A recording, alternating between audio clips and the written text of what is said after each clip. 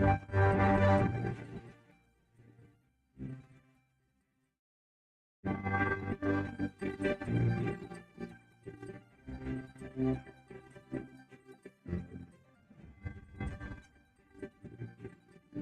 right, it's 1 minute gone past the hour of 9. A very wonderful morning to you, and thank you for staying with us on Diamond 88.7 FM, Ilorin.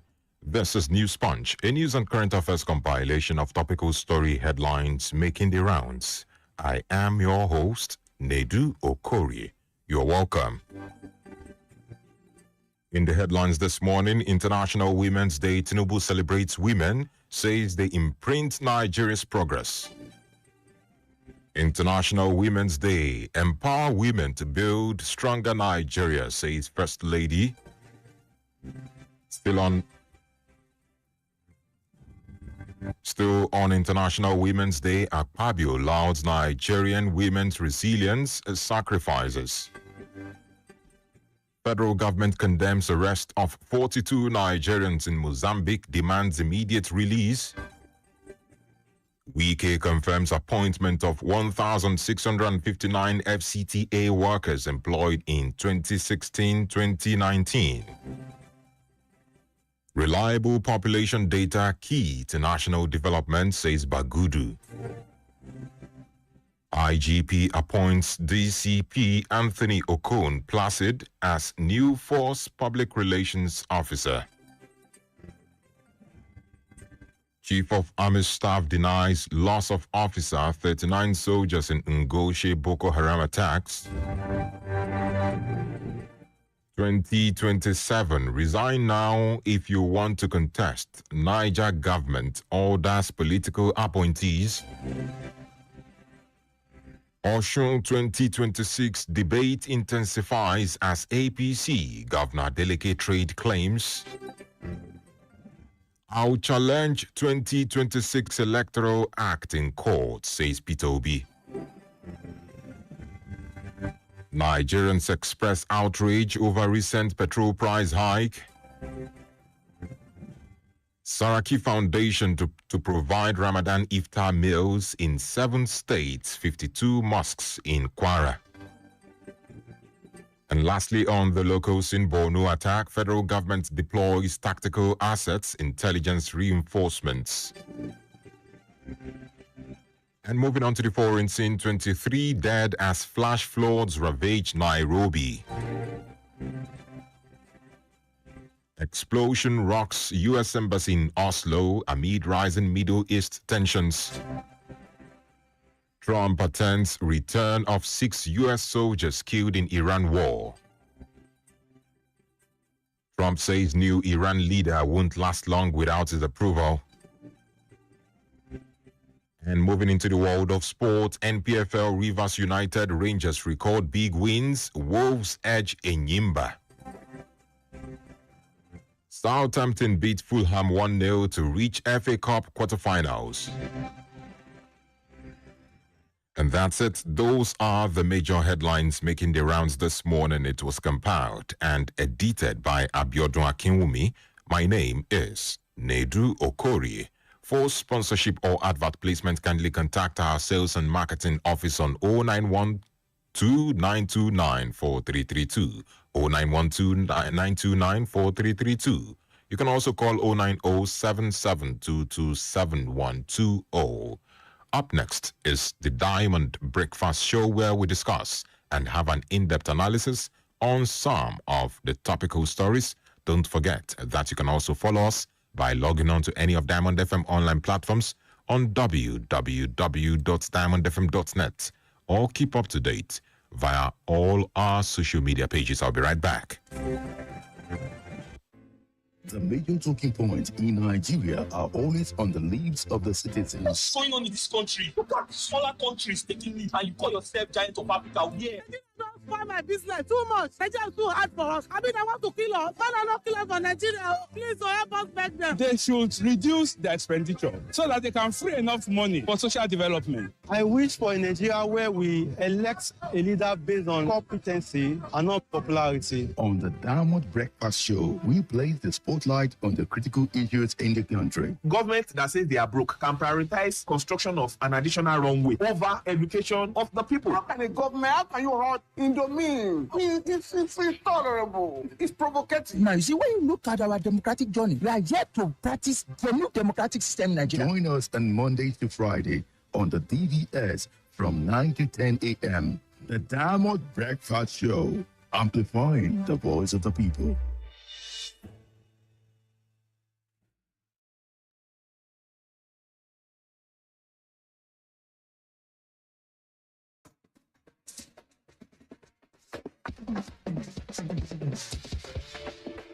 From the studios of Diamond 88.7 FM in Loring, this is the Diamond Breakfast Show.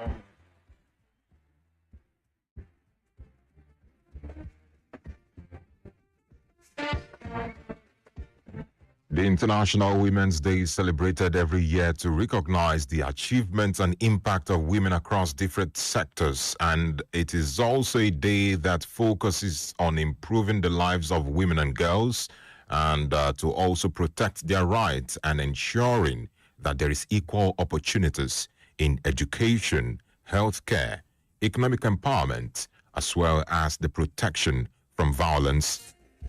The theme for this year's International Women's Day is Give to Gain. It actually highlights the idea that investing in others through various means is very important, and it can also create lasting changes in our society.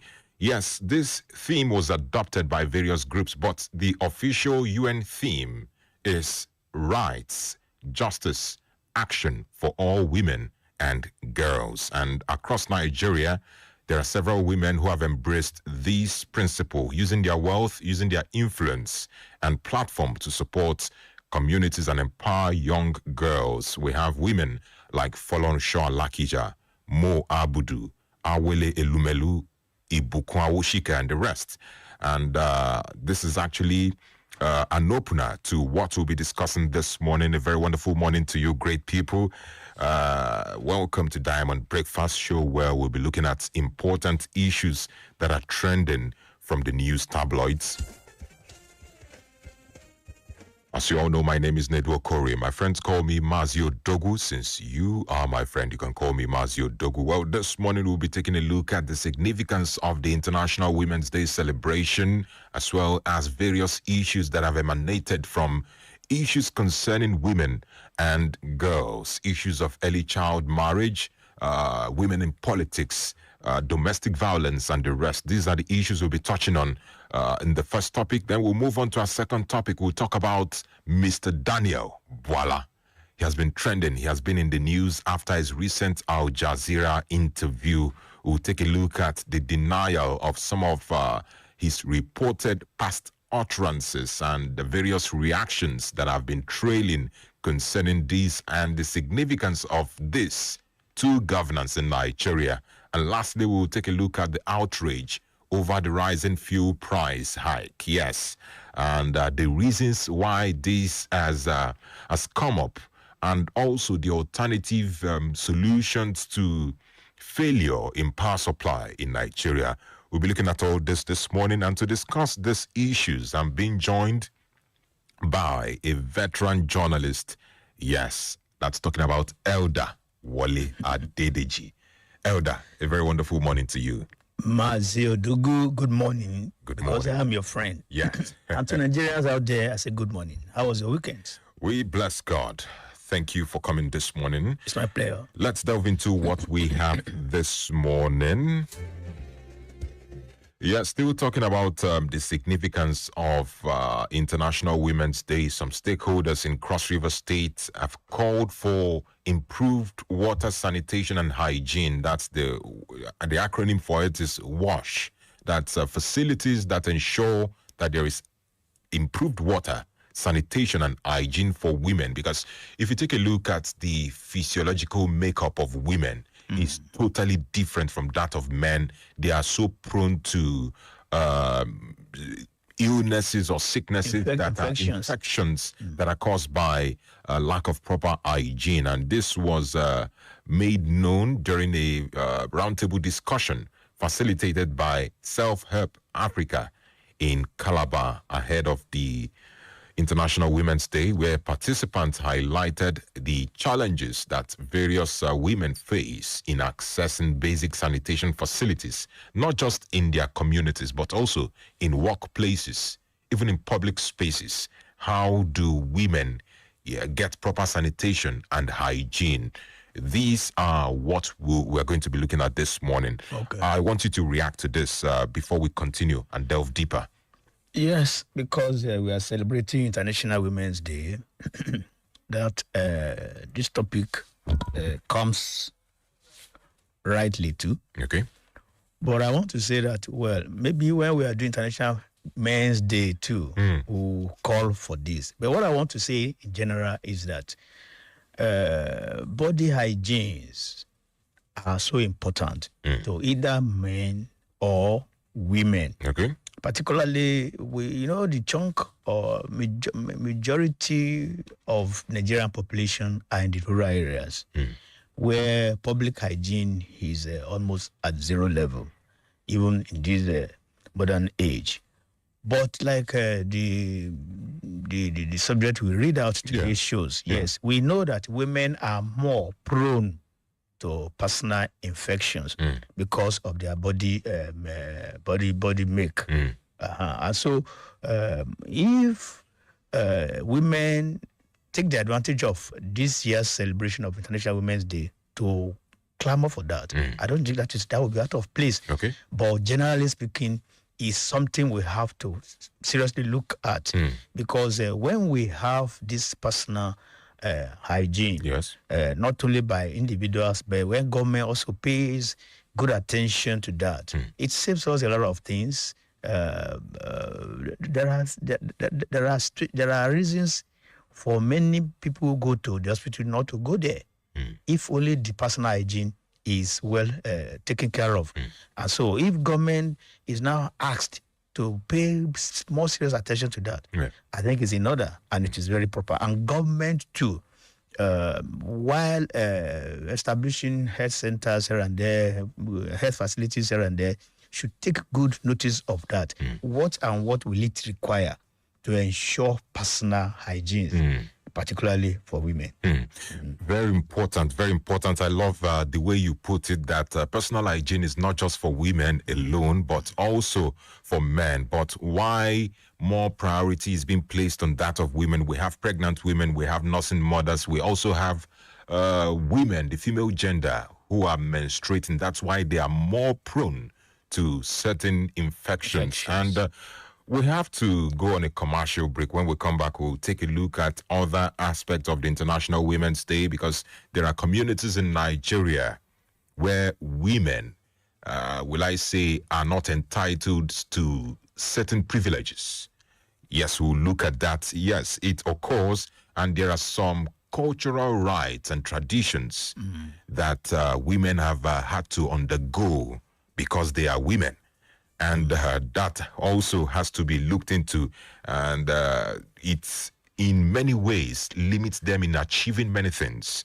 This is what we're trying to clamor for this morning. This is still Diamond Breakfast Show, and you've been listening to the voice of Elder Wale Adedeji. Well, we have to go on this commercial break. When we come back, we'll continue with our conversation. Stay with us. We'll be right back.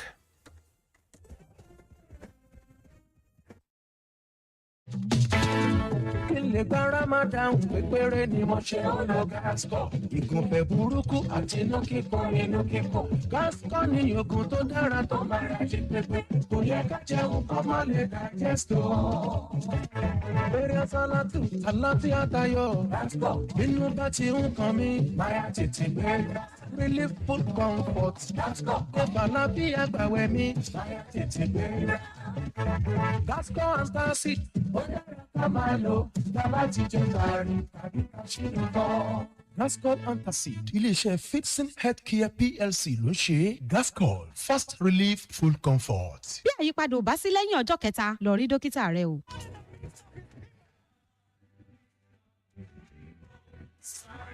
Are you a minister, a leader, or a walker in God's vineyard? Get ready for a divine encounter that will ignite your calling. Ministering Reverend Shegun Abejide, Reverend Dr. B.M. Owojayi, Pastor Dr. Bola Olupayin, Reverend Dr. Ebenezer Kayode for the Fresh Oil Conference 2026. Sin, God in the midst of thee is mighty. Zephaniah 3:17. Happening on Thursday, March 12, 2026 by 5 p.m. and Friday, March 13th, 9 a.m. Venue, UMCA Chapel at Jashay Boru, Lorraine. Don't miss your moment of fresh fire, fresh grace, and fresh oil. And get ready to be transformed. Fresh Oil Conference 2026, where God in the midst of thee is mighty.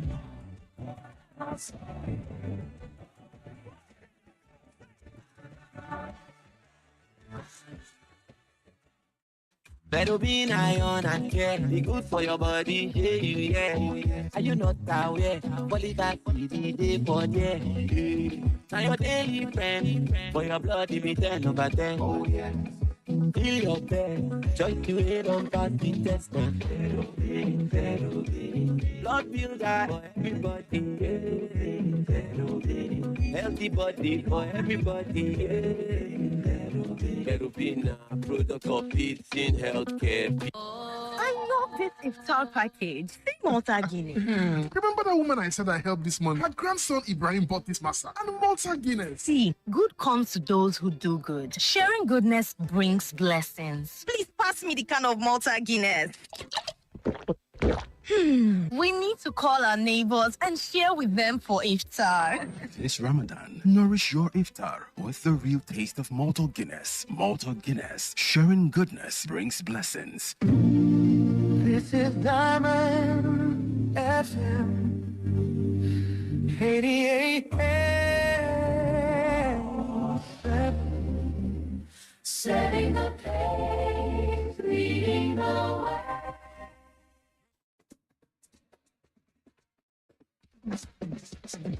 All right, you're welcome back from that commercial break. You're still listening to Diamond Breakfast Show, the Monday edition, and you're listening to the voice of NEDU OKORIE. This morning, we've been talking about the significance of the International Women's Day and how to improve the lives of women and girls. Let's take a look at the statement of the Executive Secretary of the National Human Rights Commission, Tony Ojukwu, SAN. He has called for a more deliberate action to safeguard the rights of women and girls in Nigeria, and is warning that the harmful practices and, the systemic barriers that have been put in place by traditions have continued to undermine gender equality. And gender equality is something that has been, it's a conversation that has been a front burner when talking about equity and women's rights. Now, let's take a look at some of these practices that seems to have some kind of backing with culture, with tradition, cultures that make women perform certain rites after their husbands are gone. Cultures like that, and cultures that also do not permit women to have access to land, access to property, and even certain economic resources. Everyone, we are all humans. Yeah. But some cultures say some humans are more higher than others. What do you have to say about that? Well, let me start like this. Okay. If there's anything that I as an individual want to admire about military rules in Nigeria, is this idea of first ladies. Okay. The one that Babangida's wife, Miriam Babangida, brought up. Okay. And which Abacha's wife followed up even to Women International Assembly in Beijing, China, which prompt them to come to a resolution of 30% for women in governance. And we can see that was done by many African first ladies. So, yes, in Africa, our culture is so unfair to our women folk. And that's what we inherited. But with civilization, we can see this thing fading away gradually. Okay. I can remember when we were the generation immediately before us in my area. You don't send a girl child to school. It was kind of forbidden in a way.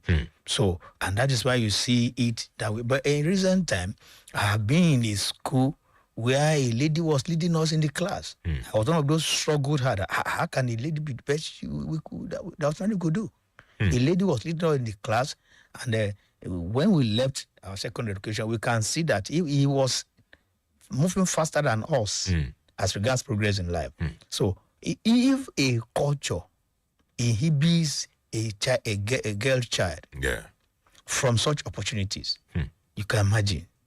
And we have seen some in the other climes where women have become prime ministers and what have you.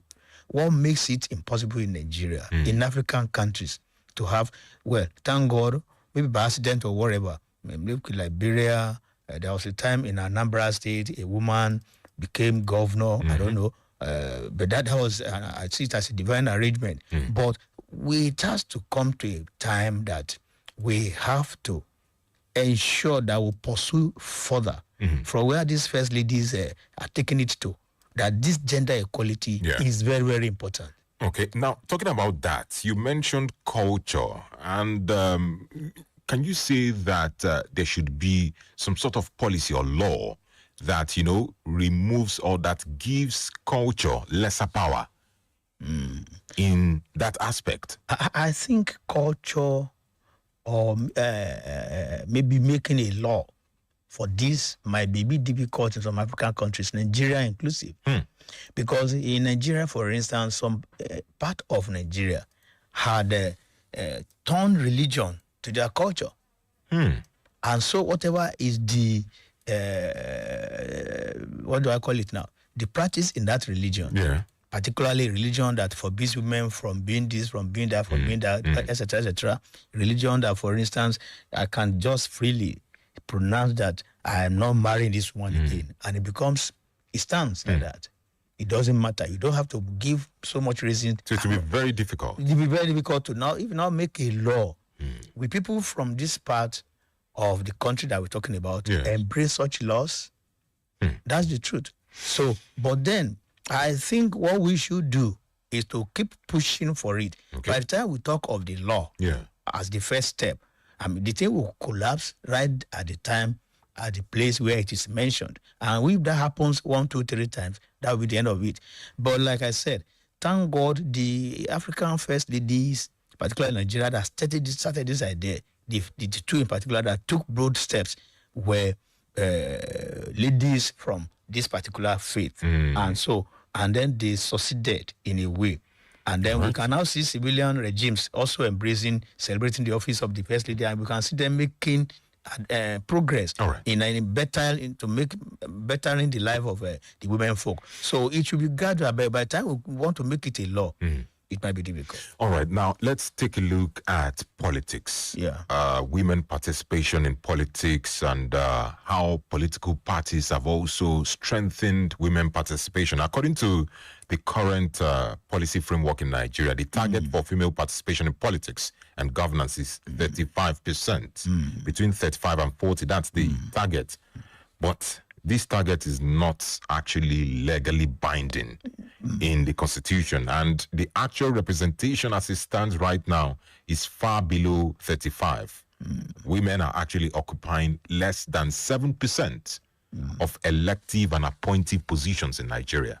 Yes, you see, political parties could have been one of the best way to start this thing we're talking about. But then, where these political parties discover that their best take, the best area where they can get plenty votes is where this faith based decision, then you may see them not doing. But I think what we are doing these days has been paying off in some few years back. It is when somebody wins election, either as president or as governor.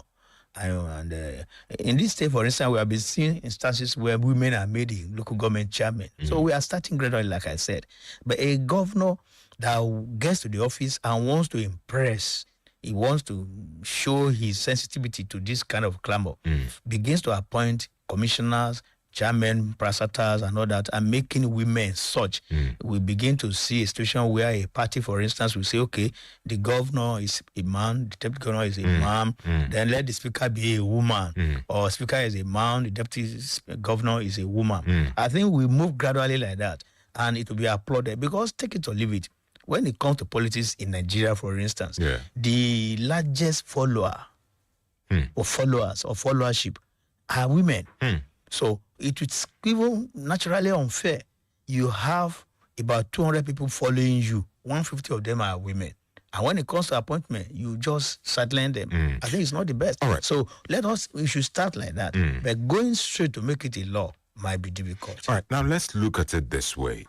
Nigeria is a religious nation. Yeah.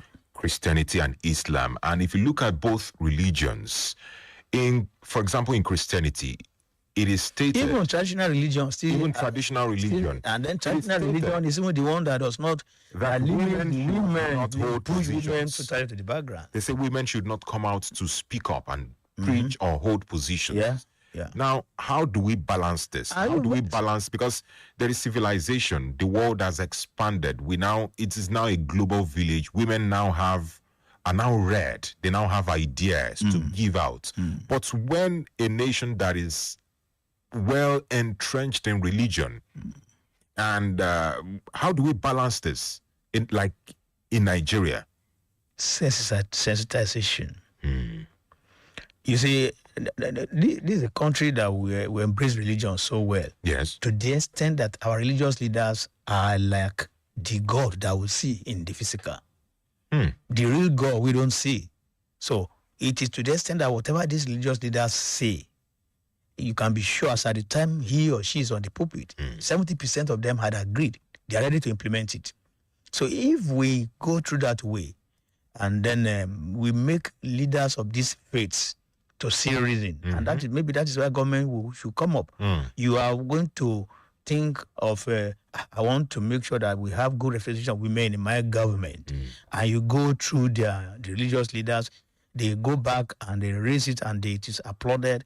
Then gradually, they are the ones that will now begin to make us see reason why we should not say, even women that will know this is more qualified than her male counterpart should be given a job to do in government. All right. Thank you so much for your submission, Elder Wale Adediji. Let's permit our listeners to say one or two things and make contributions. The number to call is 0913-655-6952.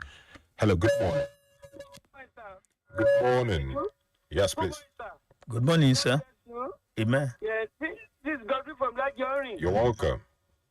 God bless. What happens is that we can't balance what you have said now. You see, let us follow what God has said. We should follow that word. But what we're supposed to do for these women, as human beings, let us do it. Let us respect them. But the one that God said we should not do it. All right. And I want women to cooperate with themselves.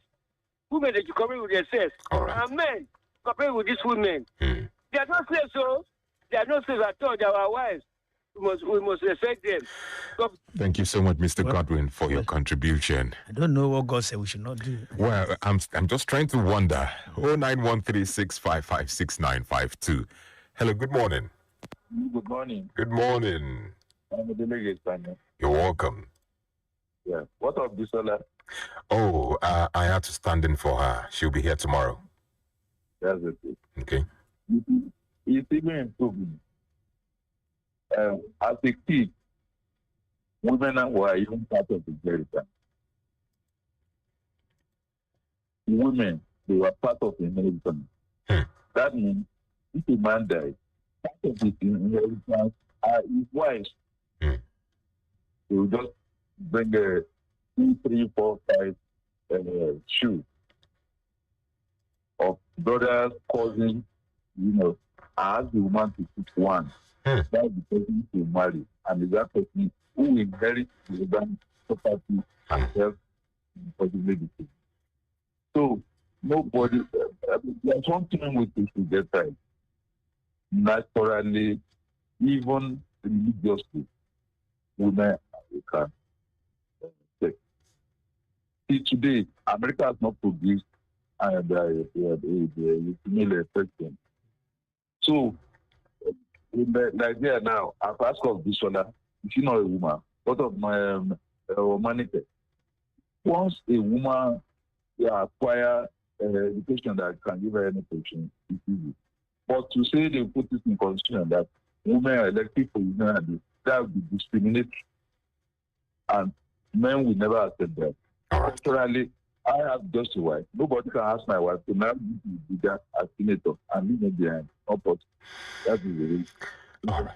Thank you so much. Well, valid points raised there. Everyone is entitled to his own I think, opinion. as I said, religion will make it a bit difficult around here, but we can make it gradual, like we have been doing already. It's simple. Religion and culture are two pillars that might not make it to work. According to what he said, that even in the past, women themselves are inheritance. Of course. That is, they inherit them. A woman who lost her husband in the past, in our culture, is forced to marry a younger brother of her late husband. That ordinarily she wouldn't have lots to do. These are actually the kind of culture that we don't want to see. Let's take this message from Elder Yemi Ashaju. He says, good morning, NEDU. Good morning, our dear Elder. Most of us are aware of the weaknesses and vulnerabilities of women, and people and government have been taking advantage of this to relegate our women to the background or to deprive them of their rights, except we want to deceive ourselves. The impact of women at home and in the society cannot be taken for granted. Women have been shortchanged at the detriment of their progress. I am not saying women should be given considerations because they are women, but where they merit it, they should not be denied. If we must develop our country and our society, we must allow women to grow. We are gradually getting to a stage where tradition, culture, and religion will not be able to hold our women back. I believe so. I believe so. I believe too. All right. We have to take a breather. Let's go on a quick commercial break, pay some bills. When we come back, we'll move on to our second conversation, and let's talk about the most talked about man right now in Nigeria, Mr. Daniel Bwala.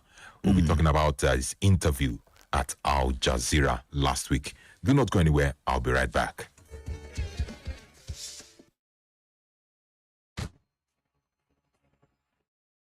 Have you decided to have a delightful time away from home, and you're looking for a comfortable or truly pampering experience at a luxurious hotel here in Ilorin, Kwara State, Nigeria? Search no more. The best place to choose is Wingate Exotic Hotel. Do I tell you about this 5-star rated hotel in Ilorin, Kwara State, Nigeria? Our welcoming package is top-notch with experienced staff. Our room are spacious and fully equipped. Home or away from home it is. Come enjoy special delicacies by our in-house chef and buffet breakfast. The everyday fun and special karaoke night on Friday at our bar, VIP and VVIP lounge. All of various sizes for your event are available. The enjoyment of a pool experience, seats, and more is the reason why Wingate Exotic Hotel is your number one point when it comes to hospitality. We are at kilometer 10, University of Ilorin Road, before Achanoku bus stop, Ilorin, Kwara State, Nigeria. For reservation or inquiry, call 080-9824-4472 or 080-9824-4473. Wingate Exotic Hotel, the hotel where cozy memory lasts. I love this iftar package. Say Malta Guinness. Remember that woman I said I helped this morning? Her grandson Ibrahim bought this masa and Malta Guinness. See, good comes to those who do good. Sharing goodness brings blessings. Please pass me the can of Malta Guinness. We need to call our neighbors and share with them for iftar. This Ramadan, nourish your iftar with the real taste of Malta Guinness. Malta Guinness, sharing goodness brings blessings. Follow us on social media, Facebook, Twitter, and Instagram at Diamond887FM. Diamond FM, shining supreme.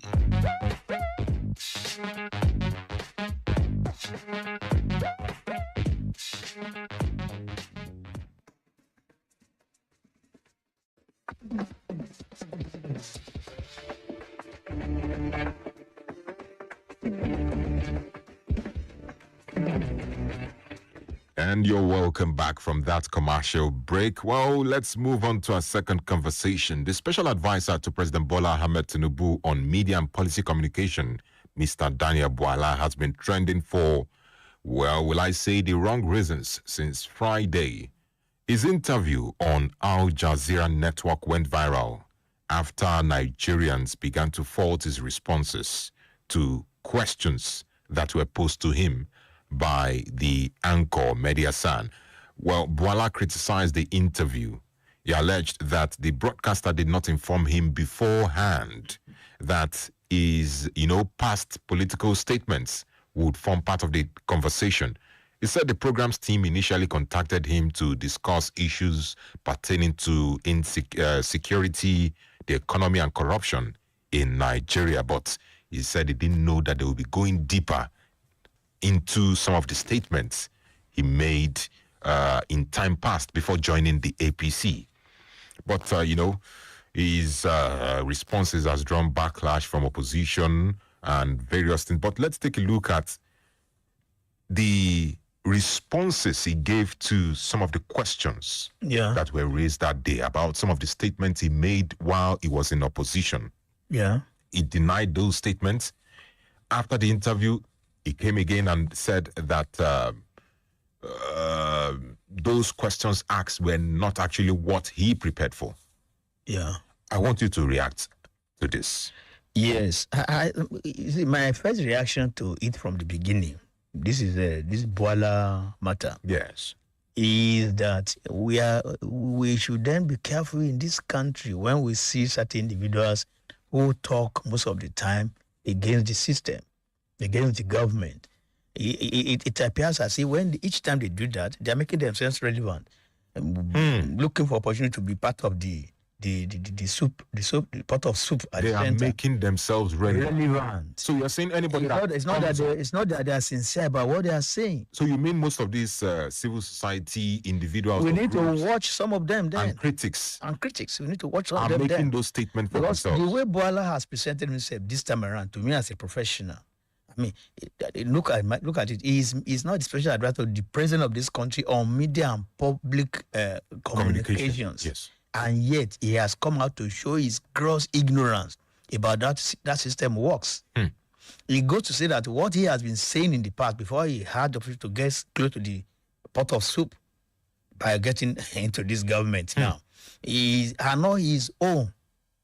They are the things perhaps he himself cannot even defend. Maybe it was greeting. It was he was schooled somewhere to go and say this. So to the extent that he is waking up this time around to talk about the same thing again. He's now saying because they did not tell him that he will go there. Maybe he will have consulted those who taught him in the first instance. Or that it's just so clear that we should be wary of those who talk so much about the polity.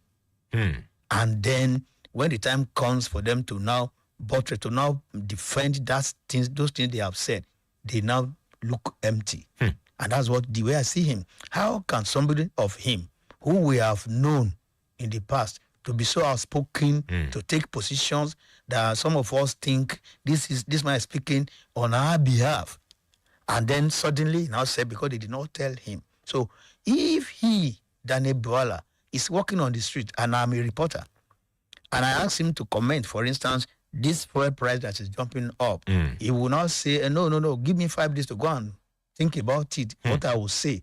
That shows that he was, I'm sorry to say, he was not that genuine as at the time he was doing it. It was certainly for certain narrow interest that he was doing that all along. And that goes to say that we have to be cautious. We have to watch those who we think are speaking on our behalf in this country. We have to see and get to know their foundation. Now you've made it clear. You've made it clear that Mr. Daniel Bwala, who was in the opposition, was not actually speaking for the people, but actually speaking for himself, because immediately speaking what he by certain individuals had been asked to say.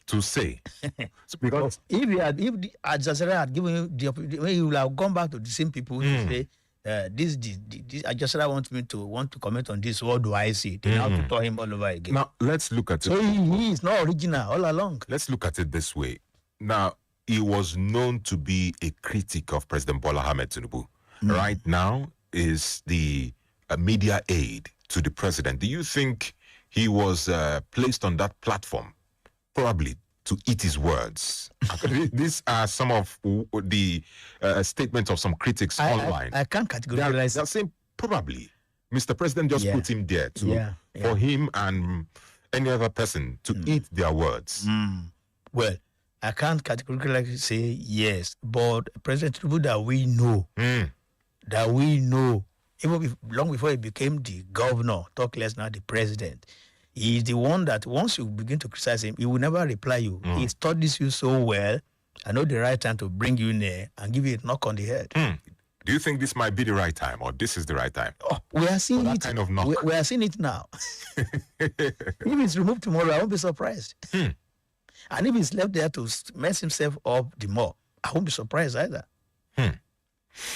All right. 09136556952. I'm very sure that a lot of people will have a lot to say concerning this drama that has unfolded. Let's take some reactions. Hello, good morning. Good morning. Good morning. What's your name, please? Mr. Isa from Ilorin. You're welcome, Mr. Isa. I don't think, let me greet the guest in the house. I don't think we need to condemn the man, what is his name? Because they say in politics, there is no permanent enemy. And they say he's not the only person that has condemned Tinubu and eventually denied and stopped his regime. Wake has condemned it. So many of them that have condemned it, this other person, many of them that have condemned it. So to me, there is no need. It is politics. It plays anyhow. So just leave them as they are playing it. And they know how they are playing it. Okay. Let's just leave the matter. Thank you so much. That's my contribution. All right. Well, yeah. Thank you so much, Isa. Yes, no permanent friend, permanent enemy. Exactly. But this time around, he has done his own a different way. How? By descending on the media where you and I belong.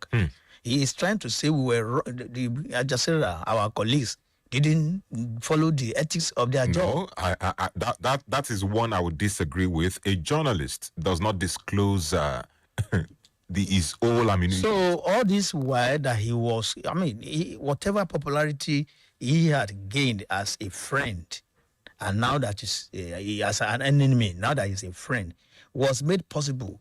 He was able to be heard, courtesy of the media.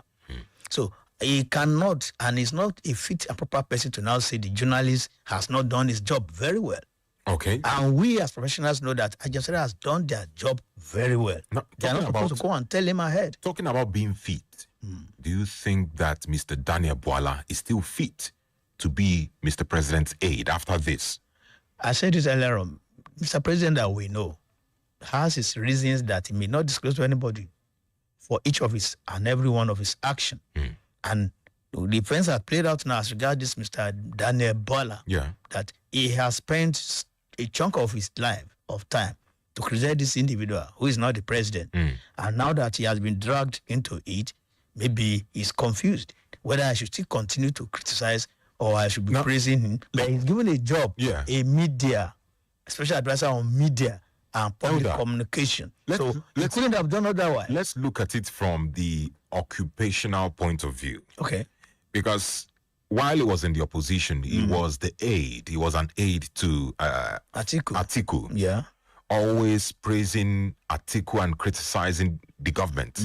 But right now, he's in the APC, criticizing the opposition and amplifying the good works of the government.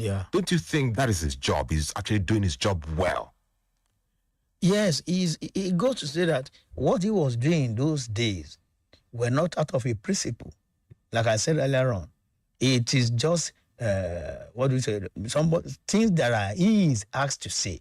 So if Mr. President, for instance, now says, begin to abuse Atiku, only Atiku alone, that's the one should be doing. That means he will do it too. So all this while I was praising Atiku, it wasn't his idea. All right. Let's take more reactions, please. Our time is quickly moving so fast. All right. Hello, good morning. Hello, good morning. Good morning. What's your name, please? This Sunday from this. You're welcome. You're welcome. See, what the Mr. Wala just done is not the straight, people that study it. You know, these are the people, green snake, they call green snake the green grass. Because there's no how you cook, what is transferable, how you cook this bad leaf that will not still smell bad. In my own view, in my own opinion, I still believe these people, they are being planted in this government to do what they are doing.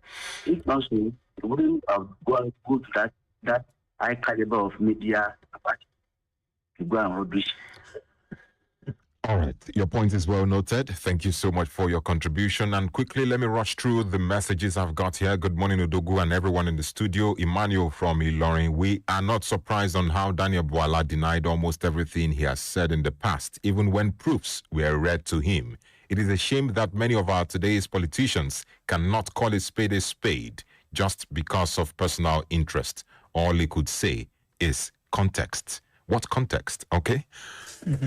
All right. Elder Yemi Ashaju says, if one is going to a lion's den, he must be smart enough to look for escape route in case the lion is out to attack. I think Bwala was not well prepared for that interview, knowing fully well how highly professional the anchor is. A hunter going on a hunting expedition must not complain of having no gunpowder. I know Bwala to be a good public analyst, but he fell short of expectation in this case. Every mistake will always provide the opportunity to learn. If only the affected is ready to learn. We must understand that Bwala is a human being. He is not insulated from making mistakes. He may not be removed, but could have his functions reduced and restricted. He has some qualities that will help the president in his bid for a second term. Well, that is actually germane. Our time is fast spent. Let's quickly move on to our final conversation. Let's talk about the rising fuel price, and reports emerging from various sources indicate that NNPCL has raised the price of petrol for the second time in 4 days. On Saturday, it was adjusted from 960 to 967. And if we take a look at the ex-depot price, that's the gantry price from Dangote Refinery, it was sold at 995 naira, which was increased from 874 naira over the weekend. And that's the gantry price. The marketers have to, add their own profits, taxes and all that, and they sold at 1,000 naira per liter. But taking a look at all this that is going on, both Dangote Refinery and even marketers of petrol, they have attributed this to what is going on in the world right now. International forces. The world price of oil is going up. And they say the price in Nigeria must also go up. I want you to speak on the crisis going on in the Middle East right now. Do you think it is affecting the price of oil, just as these professionals have mentioned? They claim that it is affecting the price here in Nigeria. But I disagree with them. How? That it shouldn't affect our price in Nigeria. There's a difference between crude oil and the PMS, which is just a byproduct of crude oil. Okay. Made from crude oil. So if we are buying crude oil that we refine in Nigeria for our local consumption, yes, the international price of crude oil can affect us. Even if it's that we are buying crude oil from Benin Republic here, that means we have joined OPEC to be involved in the crude oil business market. But we have, look, the thing is this. This is my simple analysis. I have a farm and I have yams there. Another person travels from my town to a distant place to buy yam to sell, and I want to sell. I have a right to sell my own yam at a reduced price because I just got it from my farm. Now, but somebody who travels to go and buy it and bring it to the market has a right to put higher price on its own. Well, if we buy crude oil outside Nigeria and take to our refineries here, yes. But we have crude oil here in Nigeria, whether we sell it to Dangote or whoever. So as long as it is not sold through the same market system of OPEC, it is just here in Nigeria, our own product that we refine. Remember the way it used to be. Particularly NNPC. Yes. That should be involved in our refineries to function for close to 4 decades now. And we keep spending on refineries that had not been producing. We employ people to work there. We pay them. They get promotion. They get retired. They get pension and gratuities and what have you. And so the same NNPC has filling stations here and there. And the same NNPC can still have that boldness to tell us that because there is fight in the Gulf region, our petrol pump price must also be affected. I'm not convinced yet by any analysis to justify that. But if it gets to a point that our oil wells here dried up, and we have refineries here either by Dangote or by Wole Adedeji or whoever, and I would need crude oil to make that refinery work, and I travel to Benin Republic or Cote d'Ivoire to buy crude oil at the price international market, or Elder, let's not forget that there are not the ones that we have within. Let's not forget that there are factors that can actually, influence the increment or the surge in petrol price. Like what? Foreign exchange is one of it, and this issue they've mentioned, the war in the Gulf region. Now, we know the way it used to be in the past. Before Dangote Refinery came on board, we drill our crude oil from here, export it, refine, and bring back. Don't you think that is still obtainable right now? Because we just have Dangote Refinery refining our oil. Other refineries are just redundant. At the instance of who? At the instance of the government. But what I'm saying is that do you still think that at this point we still export crude oil to refine? There is no we can justify. Despite the fact that Dangote Refinery has come on board. Yes, there is no we can justify the situation of what was happening in the past, like Riley said. It was so bad in the past that Nigeria was even given crude oil in advance to some countries in exchange for the refined product that had not been done at all. I mean, so those were a bad system that we said was so bad. And so to now say because that happened at that time, even now that we have our refineries within here, it's a pity our own refinery is not working, but certain individuals have come to refine for us right here on our soil, right, using that same crude oil. Now the reason why I said this, Dangote has not traveled to anywhere to buy Nigerian crude oil. No, okay. It's still within Nigeria here. It's just a matter of running the pipes from the whatever to his refinery, and he refines for us. There is no way he can justify this price increment that perhaps because of Gulf situation in the Gulf region affecting Ghana or whatever, that should also affect us here. There's no way. Because if you take a look at a report, a data released by Major Energies Marketers Association, they're saying that immediately after Dangote increased its own, imported petrol became lesser, at least with a margin of 180 or 85 naira.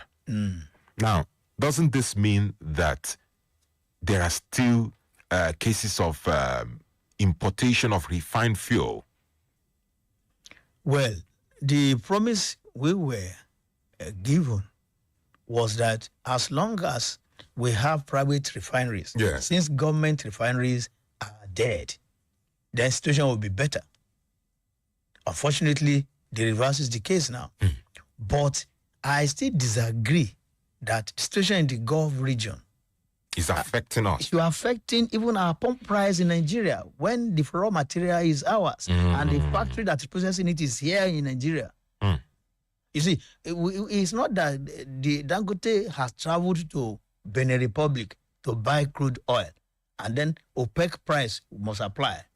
It's just that within Nigeria here, we have not seen instances where they say trucks are going to load the crude oil that is refining here. It is just the pipe that is run into his factory or refinery, and he goes on to process it. How does the Gulf region situation now affect that one? All right. We have to take it home at this point. But before we take it home, let's round off by collecting reactions from our listeners at home. 0913 655 6952. This message says, good morning, NEDU. I think the prices of energy is global. That is why it affects us. Issa Mohammed. All right. Hello, good morning. Good morning, Martin. NEDU. Good morning, Officer Mutu. How was your weekend, my brother? We bless God. Good morning to the other in the house. Good morning, my brother. You know, on the issue of first topic, yeah, if we are meant to live with them, not after them. Our politicians, yes, our politicians should learn. If they are the other side of the divide, they should wash their mouth because they can see come together and be one. Look at the part of Bola now haunting him at international level. You just have to be watchful of what you say, no matter the divide you belong to. Not because of today, but because of tomorrow. On the issue of petroleum, I totally in support with what the elder is saying. Dangote is in Nigeria, yes. The crude is in Nigeria. So why the hike in price? It's not important. Yes. You know, that's what we're saying. Dangote is profit oriented. And whether we like it or not, it's aging. If you start giving back to the society, it's not a day it's going to make the profit on all the money spent on his refinery. All right. All right. God bless us. Thank you so much. Thank you so much, Officer Mutu, for your contribution. Kolade Ayinde from Asadam says, Happy International Women's Day. Women are capable. Nothing is stopping women from thriving. They should aspire, compete, and flourish. Congratulations. Thank you so much for that message. Let's take one more call and we call it a day. Hello, good morning. All right, Elder. Yeah. Kindly give us your final take. We call it a day this morning. Yes, I think my final take would be on the likes of Bola in future. So what they should make sure that they are today determines their tomorrow in a better way. Wonderful take home right there. Make sure that your today takes care of your tomorrow in a better way. In a better way. I love that. Make sure that your today takes care of tomorrow in a better way. All right, Elda Yemi Ashaju says if refineries emerge, domestic production may not be able to match demand. In that case, we must source for crude oil outside the country. Consumers are not groaning with this increase. But when Dangote and NNPC kept on reducing prices, it was not reflected in transportation and other services. Well, that's another conversation for another day. Yeah, maybe. Yeah, probably. Thank you so much, Elder, for coming this morning. My pleasure to be here again. And to everyone who participated in this morning's conversation, thank you so much. Keep the conversation alive. Yes, Nigeria is our own. It's for no group of people. It's for everyone. My name remains NEDU OKORIE. My friends call me Mazio Dogu. Have a wonderful day.